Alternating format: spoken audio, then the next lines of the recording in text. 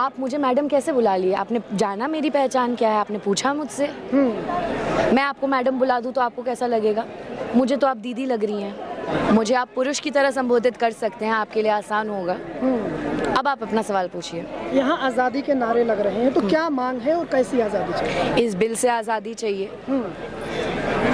Operation से आज़ादी चाहिए, वंचित होने से आज़ादी चाहिए, ट्रांसफोबिया से आज़ादी चाहिए, और ये जो हमारा गला घोटा जा रहा है उससे आज़ादी चाहिए, बस। करे कल्याण होगा, इससे सुरक्षा बढ़ेगी आप लोगों की। हमारी तो परिभाषा से हमें हटा ही दिया ना, हम तो परिभाषा में है ही नहीं, तो किस तरह का कल्याण होगा? और जो कॉलोनियल ब्रिटिश सरकार के द्वारा लाया गया criminal tribes act of India था, उसकी भाषा ला के आप कौन सा कल्याण करने वाले हैं?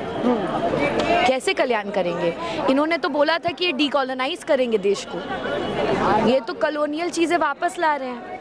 तो ये जो पहचान मांगी जा रही है, इसमें दिक्कत कहाँ आ रही है? दिक्कत ये आ रही है कि उन्होंने सिर्फ 4 समुदायों को ट्रांसजेंडर माना है, ठीक?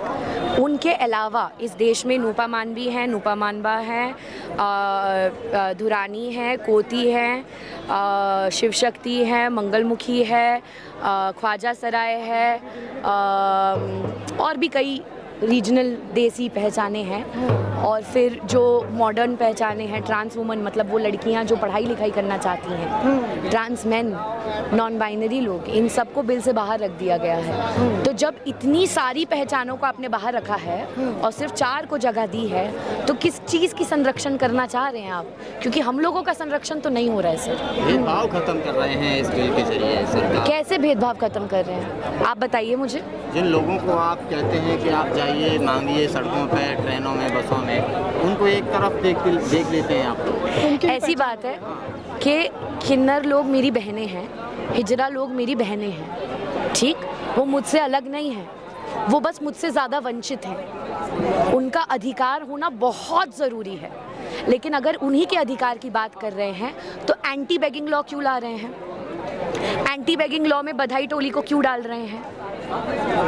क्यों कर रहे हैं? किसका कल्याण कर रहे हैं? आप क्या हमको गवार समझ रखे हैं? हमें पढ़ना नहीं आता?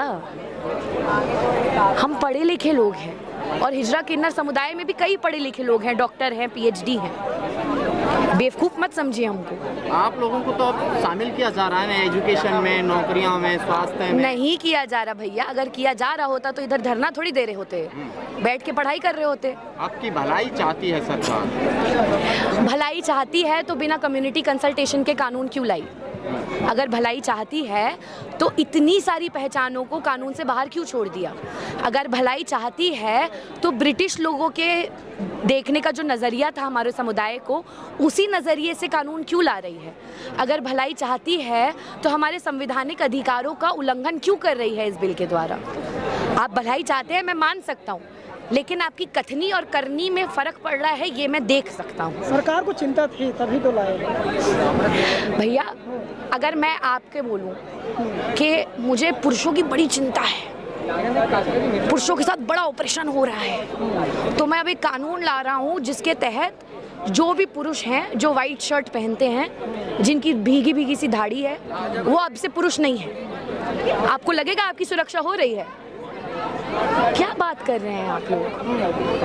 तो अब क्या करेंगे? इतनी बड़ी तादाद में आए हैं, क्या ये आंदोलन और आगे बढ़ेगा या फिर क्या करने वाले? ये आंदोलन चले आ रहा है 20-25 सालों से कम से कम, और ये आंदोलन चलता रहेगा 20-25 सालों तक। कानून जब तक एक सेकेंड जब तक हमें dignity, access to health care, access to education, access to employment, access to livelihood, access to life नहीं मिलेगा, तब तक हम लोग आंदोलन करते रहेंगे। इस सरकार का काम है, ये उनका कर्तव्य है, वो कर्तव्य की बात करते हैं, वो ड्यूटीज़ की बात करते हैं।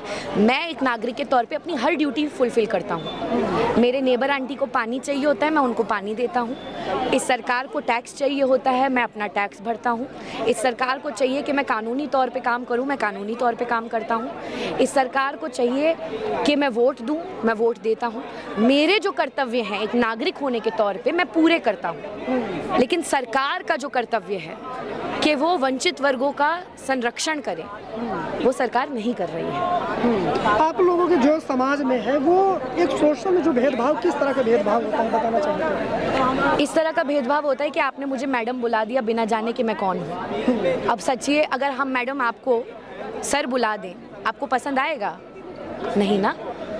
आप हमारी सच्चाइयाँ जानते ही नहीं हैं। बिना हमारी सच्चाई जाने आप हमारे बारे में कानून बना रहे हैं। अब मान लीजिए आप लोग रिपोर्टर हैं, आपकी ज़िंदगी में भी दिक्कत होती होगी कोई ना कोई।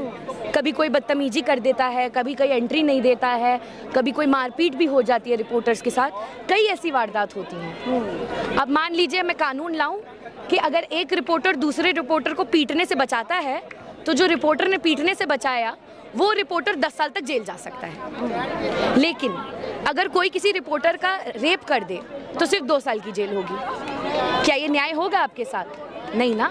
यही चीज़ हमारे समुदाय के साथ की जा रही है, तो ये न्याय कैसे हो सकता है? संसद में तमाम बिल आते हैं, कई दिनों तक बहस होती है, लेकिन ये बिल आया है 3 से 4 घंटे बहस हुई है, उसके बाद ये पास हो गया है राज्यसभा और लोकसभा से। सिर्फ राष्ट्रपति के साइन होना बाकी रह गया है। तो क्या देखती हैं, किस नज़रिए से देखती हैं कि सुप्रीम कोर्ट की तरफ आप रुख करेंगे? देख रहे हैं, नॉट रही हैं। देख रहे हैं। सीखना पड़ेगा आप लोगों को भी। और मैं गुस्सा नहीं हो रहा हूँ, मैं सिखाना चाह रहा हूँ, क्योंकि हम जब तक ये बातचीत नहीं करेंगे ना तब तक आप लोग सीखेंगे नहीं। ठीक है, देखिए, इस सरकार की एक तकनीक रही है कि जब भी वो ऐसा बिल लाना चाहती है जिससे उन्हें पता है कि वो जिस समुदाय के लिए वो बिल है वो समुदाय खुश नहीं होगा, वो छटपट सब करके ख़त्म कर देती है। चाहे वो फार्म लॉज में हुआ हो, चाहे वो CANRC में हुआ हो, चाहे वो अभी मनरेगा मजदूर के जो कानून है उनको जिस तरह से खारिज किया गया है, ये उनका पैटर्न है। हम इस पैटर्न को जानते हैं, इस पैटर्न से पहले भी लड़े हैं, अभी भी लड़ रहे हैं और लड़ते रहेंगे, क्योंकि हमें वो भारत चाहिए जो हमारे संविधान में लिखा गया है, जहाँ पे सबके पास अधिकार हो, सबके पास गरिमा हो, सबके पास जीवन जीने की आज़ादी हो। और इस आज़ादी के लिए, इस भारत के लिए, उस नव भारत के लिए जहाँ पे सब समान हो, हम लड़ते रहेंगे। विश्व गुरु भारत बताया जाता है। एक तरफ पूरे देश में लाइनें लग रही हैं, चाहे पेट्रोल डीजल के लिए हो, चाहे गैस के लिए हो। एक तरफ ये आप लोगों का बिल आता है, तो वो ज़्यादा महत्वपूर्ण है जहाँ पर देश में संकट आने वाला है। यहाँ तक मोदी जी ने भी कहा है कि हमें तैयार रहना चाहिए। कोरोना के टाइम पर भी हम तैयार रहे हैं, अभी भी आने वाले टाइम के लिए तैयार रहना चाहिए। इसे कैसे देखते हैं? ये सरकार अक्सर वंचित वर्गों को एक डिस्ट्रैक्शन की तरह इस्तेमाल करती है और इस वक्त भी वही हो रहा है। वो चाहते हैं कि वॉर की बात ना हो, वो चाहते हैं कि एप्स्टीन फाइल्स की बात ना हो, वो चाहते हैं कि तेल की प्राइस की बात ना हो, और इसीलिए वो ये कर रहे हैं। लेकिन हम इतने अच्छे से अंतर अनुभाग्यता, इंटरसेक्शनैलिटी सीख चुके हैं कि हम हर मुद्दे को लेके अपने साथ चल सकते हैं। सरकार को एक्चुअली LGBTQ कम्युनिटी से बहुत डर लगता है, क्योंकि हम एक लौता ऐसे समुदाय हैं जो हर समाज की वंचितता को फट से समझ लेते हैं, क्योंकि हम हर उस समाज से आते हैं जिस समाज को वंचित किया जाता है। ट्रांसजेंडर होना कोई अलग पहचान नहीं है। कुछ ट्रांसजेंडर लोग मजदूर होते हैं, कुछ ट्रांसजेंडर लोग दलित होते हैं, कुछ ट्रांसजेंडर लोग विकलांग होते हैं, कुछ ट्रांसजेंडर लोग भीख मांगते हैं, कुछ ट्रांसजेंडर लोग पढ़े लिखे होते हैं, एकेडमिया में होते हैं। तो हमारा जो समुदाय है, क्योंकि वो हर पहचान को अपनाता है, वो हर पहचान की लड़ाई भी लड़ता है। हम सिर्फ अपनी लड़ाई नहीं लड़ना चाहते हैं, हम सबको साथ लेके चलना चाहते हैं। सरकार कहती है कि वो सबका साथ सबका विकास करेगी, लेकिन असलियत में सिर्फ एक समुदाय है इस देश में जो सबका साथ सबका विकास चाहती है, और वो मेरा समुदाय है।